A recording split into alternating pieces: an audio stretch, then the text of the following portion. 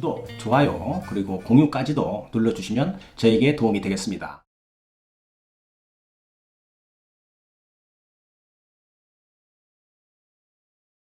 안녕하십니까. 언제나 그 새로운 소식, 유익한 정보, 그리고 확실한 결론까지로 교통사고 피해자에게 도움드리는 유욱장TV입니다. 오늘은 교통사고 피해자도 진화하고 있다라는 주제로 영상을 제작하도록 하겠습니다. 김 PD님, 그 진화한다니까 무슨 그 다윈의 그 진화론의 이야기 하는 줄 알았죠? 뭐 그렇게까지는 아니지만 네네 그래도 예. 뭐 말씀하신 대로 진화하고 있다고는 생각을 합니다. 예. 네. 그건 아니고요. 네. 요즘에는 교통사고 피해자들도 네. 예전에 비해서 많은 교통사고 상식을 갖고 있다는 차원에서 말씀드린 겁니다. 네네 뭐 모든 것들은 뭐 상대적이지 않겠어요? 뭐 예를 들어서 뭐 남자가 있으면 여자도 있고요. 네네. 뭐 북극이 있으면 남극도 있는 겁니다. 또 뭐 전기에서 플러스가 있으면 마이너스도 있는 거죠. 네. 보험회사가 연구하고 공부해서 교통사고 피해자들하고 합의해서 뭔가 이득을 취하려고 한다면 교통사고 피해자들은 말이죠. 뭐 인터넷이나 또 유튜브 영상 등으로 공부해서 또 네. 대응하지 않겠어요? 이렇게 모든 사회적 개체들은 뭐 일방통행은 없다고 저는 생각을 합니다. 네네 그런데 보험회사 직원들은 교통사고 피해자들을 아주 만만하게 보고 말이죠. 회사에서 교육받은 그런 매뉴얼로 피해자를 대하게 되니 그동안 보면 잦은 마찰이 생기게 되고요. 피해자들은 막 격분도 하고 또 금감원에 민원도 좀 넣고 이렇게 해서 나중에는 감정적인 대립으로 가는 경우가 많다는 것을 제가 느꼈습니다. 네. 예전에는 말이죠. 교통사고 피해자들이 뭐 대부분 뭐 예전이니까 피해자 대부분들이 1950년대 전후에 태어난 분들이 많았어요. 뭐 이때는 뭐 교육 수준도 조금 낮고요. 공부하신 분들이 많지 않아서 피해자들을 뭐 보험회사에서 대충 관리하면 그 잘 합의가 되는 그런 시기도 있었습니다. 네. 근데 지금은 어느 때입니까? 사회 중심을 이루는 허리 세대인 30, 40대 정도 되면 말이죠.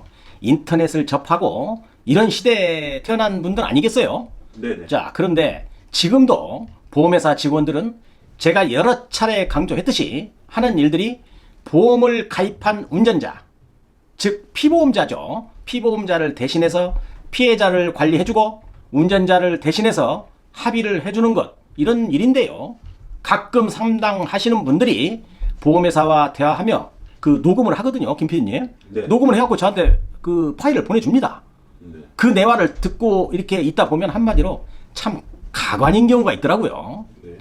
한마디로 더 얘기해서 피해자들에게 너무 고자세예요. 네. 환자를 어루만져주는 것이 없어요. 아주 사무적입니다. 가해자를 대신하는 그런 마음을 조금이라도 갖고 피해자들을 상대해야 한다고 저는 생각하는 겁니다. 네. 첫 번째는 말이죠. 똑똑해진 교통사고 피해자다. 이렇게 타이틀을 잡았는데요. 교통사고 후에 병원에서 치료를 하고 치료가 종결되면 보험회사와 합의하지 않겠어요? 김 PD님? 네. 자, 예전에는 보험회사가 제시하는 금액을 대충 받고 합의하는 그런 순진한 교통사고 피해자들이 많았습니다. 그런데 요즘 피해자들 말이죠. 그런 사람 별로 없어요. 입원하면 아주 열심히 인터넷이나 뭐 동영상 등 공부 많이 합니다. 네. 정보화 시대에 들어오게 된 것이죠. 네. 조금만 노력하면 전혀 아는 것이 없는 상태에서도요. 전문가의 약 7, 80%까지는 정보로서 충분히 알 수 있는 세상인 것입니다. 네. 보험회사 직원들 입장에서 본다면 한마디로 신경질 나는 일이에요. 피해자가 좀 순진하고 적당히 몰라야 대충 생색도 내고 합의를 할 텐데 회사에서 교육받은 그대로 안 된다는 겁니다. 네. 요즘 젊은 사람들 얼마나 총명합니까? 컴퓨터도 잘하고요. 쉽게 말하면 피해자가 잘 핸들링이 안 되니까 보험회사 직원들이 짜증이 나는 겁니다. 그래서 보험회사 직원과 피해자들의 다툼이 많아졌고요. 금감원 민원도 많아졌다는 통계를 제가 본 적이 있습니다. 네. 이제 세상이 바뀌었습니다. 그리 만만한 그런 교통사고 피해자들은 거의 없는 것입니다. 한 발 더 나가서 말이죠. 교통사고 전문가의 도움을 받는 피해자도 많아지는 추세입니다. 그래서 요즘에 보험회사 직원들은 매우 힘들 겁니다. 보험회사 직원들은 좀 더 가해자를 대신한다는 생각으로 말이죠. 내 부모 형제가 다쳤다 하는 마음으로 접근해야만이 피해자하고 원만한 합의 진행이 될 것으로 판단이 됩니다. 두 번째인데요. 보험회사 직원들도 교육을 받습니다. 이렇게 교통사고 피해자들도 공부하고 보험회사를 상대하다 보니 보험회사 직원들도 교육을 받고 피해자를 어떻게 상대해야 하는지를 정기적으로 교육받지 않겠어요? 김 PD님? 네. 그래야만 똑똑해지는 피해자를 상대로 해서 우위를 점하고 말이죠. 회사에 좀 이득이 되지 않겠어요? 네. 이러한 준 전문가를 상대해야 하는 교통사고 피해자들이 공부하고 또 연구해서 보험회사 직원과 협상하는 시대가 온 것입니다. 그래서 보험회사 직원들은 교통사고 피해자들을 그리 쉽게 생각하면 안 된다는 것입니다. 이제 세상에서 쉬운 것은 별로 없습니다. 안 그래요, 김 PD님? 네. 뭐 쉬운 거 없습니다. 네, 맞습니다. 네. 자, 세 번째. 아주 중요한 겁니다. 개인정보 활용 동의서 해주어야 하는가? 이게 지금 제가 이 생각을 하면서도 이건 중요한 것이다. 이렇게 생각을 하면서 작성을 했는데요. 자, 자주 상담이 오거든요. 이런 상담 아주 많이 옵니다. 뭐 전화가 와서 허겁지겁 말이에요. 저에게 뭐 당황해서 전화도 하고 뭐 톡도 합니다. 그런데 차분할 필요성이 있는 것입니다.